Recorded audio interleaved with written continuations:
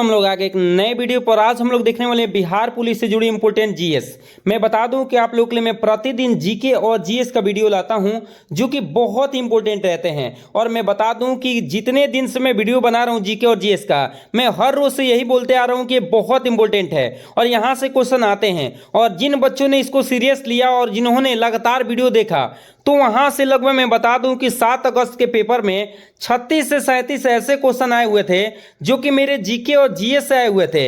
मैंने जितने भी वीडियो बनाए हैं उसमें आप लोग जाके मिला सकते हैं और मैंने उसके लिए प्रॉपर एक वीडियो भी बनाया था जिसमें आप लोगों को बताया था कि कौन से क्वेश्चन कहां से आए हुए थे। मैं बता दूं कि मेरे एग्जाम में लड़ने की चांसेस बहुत ज्यादा रहती है और 7 अगस्त के पेपर में वैसे ही देखने को मिला जिसमें 36 से 37 ऐसे क्वेश्चन आए थे जो कि मैं क्लासरूम में उसका बढ़िया से डिटेल मैंने उसके बारे में जिक्र किया था।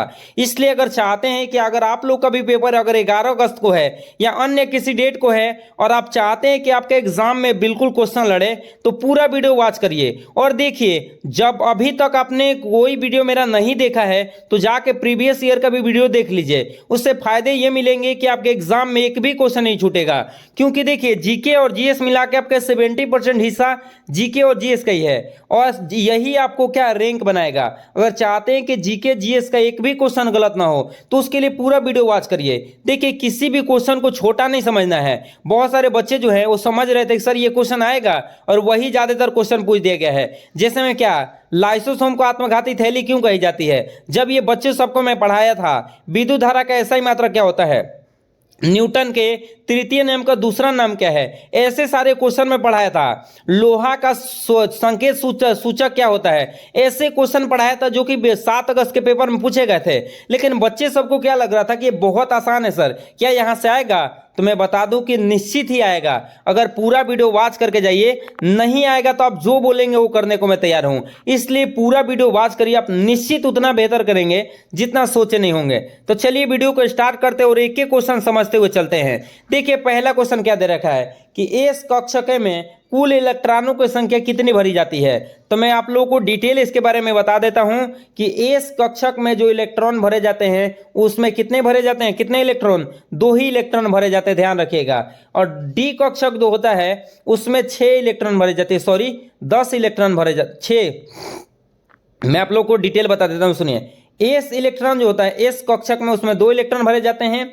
जो पी कक्षक होता है उसमें 6 इलेक्ट्रॉन भरे जाते हैं। जो डी कक्षक होता है उसमें 10 इलेक्ट्रॉन भरे जाते हैं। और आपको एफ के बारे में बता दूं तो एफ कक्षक में आपको 14 इलेक्ट्रॉन भरे जाते हैं। ये आप लोगों को याद करके ही रख लेना है क्योंकि मुझे चांसेस है कि यहां से क्वेश्चन आएंगे। एकदम मुझे भरोसा है कि यहां से क्वेश्चन आएंगे।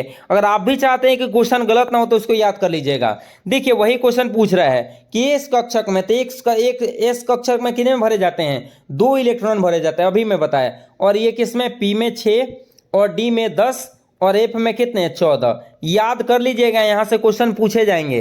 अगला देखिए क्या है, नींबू रस का पीएच मान कितना होता है? नींबू रस का पीएच मान कितना होता है? 7, 7.4, 2.8 और 1.2। तो मैं बता दूं कि नींबू रस का पीएच मान जो होता है वो 2.8 होता है। और मैं कुछ बता देता हूं जो कि बहुत डिटेल है। शुद्ध जल का अगर पूछता है कि शुद्ध जल का पीएच मान कितना होता है बताइए, तो आप लोग को याद कर लेना है कि शुद्ध जल का पीएच मान जो होता है वो 7 होता है। अगर रक्त का पूछता है कि रक्त का पीएच मान कितना होता है तो याद रख लेना है 7.4 होता है। और वही जठर रस के बारे में पूछ लेता है कि जठर रस का पीएच मान कितना होता है, तो आप लोग को याद रख लेना है 1.2 होता है। कितना? 1.2। ये तीनों में चारों के बारे में बता दिया जो कि बहुत ज्यादा इंपॉर्टेंट है और यहां से क्वेश्चन बनते हैं। और 2-3 क्वेश्चन मैं आप लोगों से पूछता हूं, इसके आंसर आप लोग कमेंट करके जरूर बताइएगा। चलिए, पहला मेरा क्वेश्चन ये है कि आप बताइए क्षारीय विलयन का पीएच मान पीएच स्केल पे कितने से कितने तक होती है। और दूसरा क्वेश्चन, मिल्क ऑफ मैग्नीशिया का पीएच मान कितना होता है, इसके बारे में आप लोग कमेंट करके बताइए। अगर जानते हैं, वाकई में आप तैयारी कर रहे हैं तो आंसर जरूर कमेंट करेंगे। देखिए, आंसर कमेंट करने से फायदे ये होते हैं कि देखिए आपको भी याद होता है और मुझे भी लगता है कि बच्चे कितने तैयारी कर रहे हैं। अगर वाकई में आप तैयारी करने वाले हैं तो जरूर कमेंट करिएगा। अगले क्वेश्चन पे आ जाता है। अगला क्वेश्चन देखिए क्या है, अम्ल जल में घुलकर क्या प्रदान करता है। तो मैं बता दूं कि अम्ल जो है जल में घुलकर H+ आयन देते हैं। क्या देते हैं? H+ आयन, मतलब हाइड्रोजन आयन। क्या देते हैं? Hydrogen ion. अम्ल जो है जल में घुल के क्या देते हैं? H+ आयन देते हैं। इसको बात याद रखिएगा। लेकिन वही पूछेगा क्षारक जल में घुल के क्या देते हैं, तो आप लोग को याद रख लेना क्षारक जो है OH माइनस आयन देते हैं। क्या चीज? OH minus ion. इस बात को ध्यान रखिएगा। अगला देखिए क्या है। अगला है कि विरंजक चूर्ण का सूत्र क्या होता है? CaO calcium hydroxide calcium oxide, दूसरा है CaCO3 कैल्शियम कार्बोनेट, CaOH और दो और सभी। तो मैं बता दूं कि विरंजक चूर्ण का इसमें सूत्र दिया ही नहीं गया है, सॉरी ऑप्शन में ही नहीं है। तो आप लोग को ये याद कर लेना है CaOCl2, ये विरंजक चूर्ण का सूत्र होता है। क्या होता है? विरंजक चूर्ण का सूत्र क्या होता है? CaOCl2। इसको याद कर लीजिएगा। मैं आप लोग से पूछता हूं, ये देखिए इसको बोलते हैं क्या? CaCO3 को संगमरमर भी बोलते हैं, खड़िया भी बोलते हैं, चूना पत्थर भी बोलते हैं, जिसको कैल्शियम कार्बोनेट के नाम से जानते हैं। चलिए इसके बारे में आप लोग कमेंट करके बताइए कि CaO और CaOH कैल्शियम हाइड्रोक्साइड और कैल्शियम ऑक्साइड ये किसके सूत्र हैं? इसका आंसर आप लोग कमेंट करके बताइए। अगर जानते हैं तो जरूर कमेंट करिए। और इसके साथ ही मैं आप लोग को पूछ देता हूं कि Na2, सुनिएगा, Na2CO3 10H2O ये किसका मैं सूत्र बोला हूं? ये भी आप लोग कमेंट करके बताइए। अगले आ जाते हैं, साधारण नमक का सूत्र क्या होता है? CaO CaCO3 calcium hydroxide NaCl। बताइए क्या है? कैल्शियम ऑक्साइड है कि कैल्शियम कार्बोनेट है कि कैल्शियम हाइड्रोक्साइड है कि सोडियम क्लोराइड है? तो मैं बता दूं कि साधारण नमक का जो सूत्र होता है वो क्या होता है? NaCl होता है। क्या होता है? NaCl, जिसको बोलते हैं सोडियम क्लोराइड। क्या बोलते हैं? Sodium chloride. अगले क्वेश्चन पे आ जाते हैं। अगला क्वेश्चन देखिए क्या है। निम्न में से कौन सा जीवाणु से होने वाला रोग नहीं है? निमोनिया, हैजा, टाइफाइड, मलेरिया। तो मैं बता दूं कि जीवाणु के कारण होने वाला रोग निमोनिया भी है। निमोनिया का जीवाणु कौन सा होता है जिसके कारण निमोनिया होता है? हीमोफिलस इन्फ्लुएंजी या स्ट्रेप्टोकोकस निमोनी। याद रखिएगा, स्ट्रेप्टोकोकस निमोनी या हीमोफिलस इन्फ्लुएंजी के कारण क्या होता है? निमोनिया होता है। और हैजा किसके कारण होता है? तब ब्रिबियो कैलेरी नामक जीवाणु के कारण क्या होता है? हैजा होता है। और टाइफाइड किसके कारण होता है? तो टाइफाइड होता है साल्मोनेला टाइफी नामक जीवाणु के कारण होता है। और मैं बता दूं कि मलेरिया जो होता है वो प्लाज्मोडियम प्रोटोजुआ से होता है, प्लाज्मोडियम के कारण होता है। ध्यान रखिएगा, किसके कारण? प्लाज्मोडियम के द्वारा।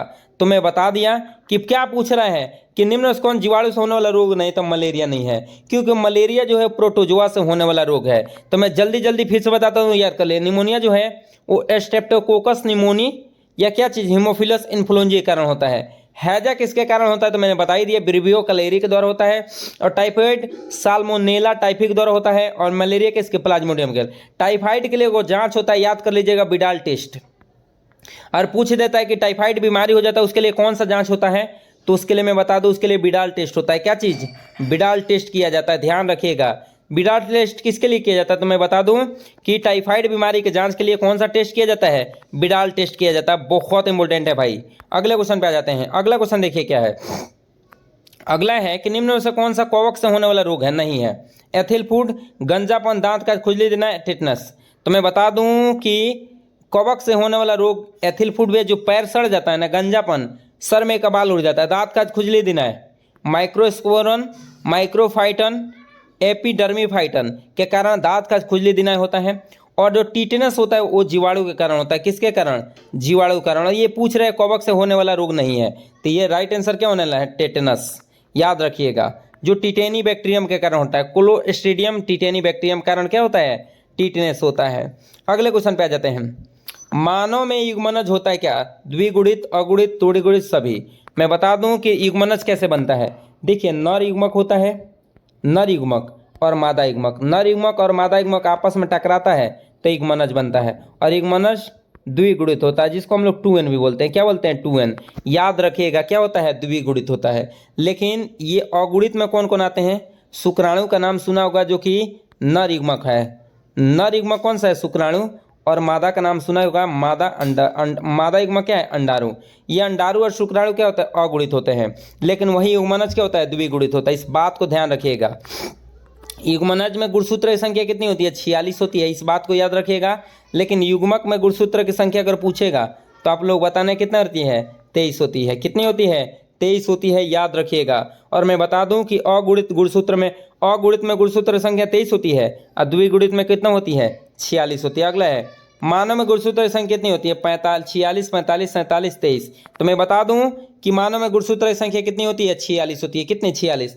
ये एक बीमारी में होती है, टर्नर सिंड्रोम। अगर बीमारी हो जाता है किसी महिला में, टर्नर सिंड्रोम, आइए Klinefelter syndrome, Klinefelter syndrome. Klinefelter syndrome होता है तो 47 गुणसूत्र होता है, जिसको हम लोग क्या बोलते हैं बताइए? किन्नर बोलते हैं, किन्नर। ट्रांसजेंडर जिसको बोला जाता है उनमें कौन बीमारी रहता है? क्लाइनफिल्टर सिंड्रोम। उनमें गुणसूत्र संख्या 47 होती है। टर्नर सिंड्रोम, जो कि गांव के माता जो होती है ना, बांझपन हो जाती है ना, बांझपन, बांझपन समझते हैं, जिनको लड़का लड़के नहीं होता है, तो उनमें गुणसूत्र संख्या कितनी होती है? 45। और नॉर्मल मनुष्य में गुणसूत्र अगर पूछता है तो आपको कितना याद रखना है? 46। अगला देखिए, एड्स एक प्रकार का क्या है? जीवाणु जनित, वायरस जनित, सभी कवक जनित, माइक्रो सभी। तो मैं बता दूं कि एड्स बीमारी जो होता है वो वायरस के कारण होता है। और कौन से वायरस के कारण होता है? HIV। और HIV जैसे हमारे शरीर में जाता है तो ये क्या करता है? टी लिम्फोसाइट कोशिका को नष्ट कर देता है। टी हेल्पर कोशिका, जिसको बोलते हैं टी हेल्पर कोशिका या टी लिम्फोसाइट कोशिका, उसको जैसे ही नष्ट कर देता है तो हमारे शरीर में एंटीबॉडी नहीं बन पाता है, जिससे हम कोई भी बीमारी से नहीं लड़ पाते हैं, जिसके कारण क्या होती है? बहुत ज़्यादा प्रॉब्लम होती है। याद रखिएगा, ये वायरस जनित रोग है। किस वायरस के कारण होता है? HIV। HIV हमारे शरीर में जाएगा, टी हेल्पर कोशिका क्या कर देगा? नष्ट कर देता है। अगले क्वेश्चन पे आ जाते हैं। अगला क्वेश्चन देखिए क्या है कि कोशिका में पाया जाने वाला सबसे छोटा कोशिकांग कौन सा है? राइबोसोम, लवक, केंद्रक, सभी। तो मैं बता दूं कि सबसे छोटे कोशिकांग जो होता है वो कौन होता है? राइबोसोम। याद रखिएगा कि कोशिका में पाया जाने वाला सबसे छोटा कोशिकांग राइबोसोम होता है। और इसी के साथ आप लोग सबसे बड़े कोशिकांग का नाम आप लोग कमेंट करके बताइए। अगर पढ़ने वाले हैं, वाकई में तैयारी कर रहे हैं, तो जरूर आप लोग कमेंट करेंगे। देखिए, आप लोग कमेंट करने से फायदे ये होते हैं कि आप बहुत बेहतरीन कर रहे हैं। कमेंट करना सीखिए, एक एक क्वेश्चन का जवाब देने सीखिए। जिस दिन से आप जवाब देने लगिएगा ना तो बहुत बेहतर करिएगा। और देखिए, अगर वीडियो अच्छा लग रहा है तो अभी तक लाइक नहीं किए हैं, लाइक नहीं किए तो लाइक कर दीजिए। आपका एक लाइक करने में आपका टाइम नहीं जाएगा, या आपके सब्सक्राइब करने में 10 सेकेंड भी नहीं लगेगा। बस आपके सब्सक्राइब, एक सब्सक्राइब से सुनिए, आप समझिए, एक सब्सक्राइब करने में 10 सेकंड भी नहीं लगेगा, एक लाइक करने में 10 सेकंड नहीं लगेगा। लेकिन आपका एक सब्सक्राइब मेरे को बहुत मोटिवेट करता है, और आपका एक लाइक बहुत मोटिवेट करता है, एक कमेंट भी मेरे को बहुत मोटिवेट करता है, और मुझे बहुत सपोर्ट मिलता है। इसलिए लाइक ज़रूर कर दीजिए, और कमेंट भी कर दीजिए, और सब्सक्राइब भी कर दीजिए, ताकि मेरा मनोबल बढ़ते रहे।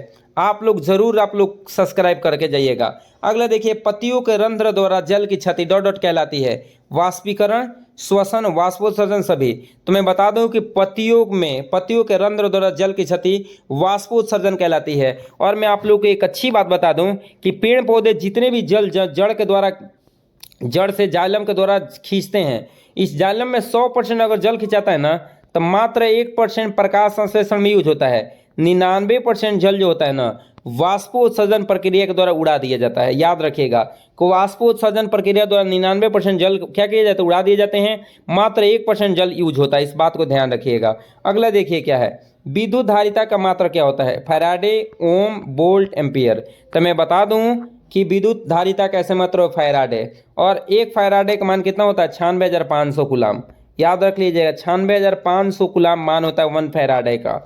ये भी क्वेश्चन पूछा जा सकता है कि 1 फैराडे का मान कितना होता है, तो 96,500। और मैं बता दूं कि इसका राइट जवाब होने वाला है ए नंबर। ओम जो है प्रतिरोध का ऐसे मात्रक है। किसका? प्रतिरोध का। अगर ऐसा ही मात्रक पूछता है तो ओम है। अगर वोल्ट जो है वो विभव का मात्रक है। किसका? विभव का। एम्पियर जो है वो विद्युत धारा का मात्रक है। और ये 7 अगस्त के पेपर में पूछा गया था कि ये बताइए कि विद्युत धारा का ऐसा ही मात्रक क्या होता है, तो होता है एम्पियर। ध्यान रखिएगा लोग, ये क्वेश्चन बहुत इंपॉर्टेंट है। अगले क्वेश्चन पे आ जाते हैं। गति का किस नियम को जड़त्व के नियम से जाना जाता है? प्रथम नियम, द्वितीय नियम, तृतीय नियम, सभी। तो मैं बता दूं कि जड़त्व के नियम से हम लोग प्रथम नियम को जानते हैं। और आप लोग से मेरा एक प्रश्न है, ये बताइए क्रिया प्रतिक्रिया के नियम, क्रिया प्रतिक्रिया के नियम न्यूटन के या गति के किस नियम से जाना जाता है? बताइए।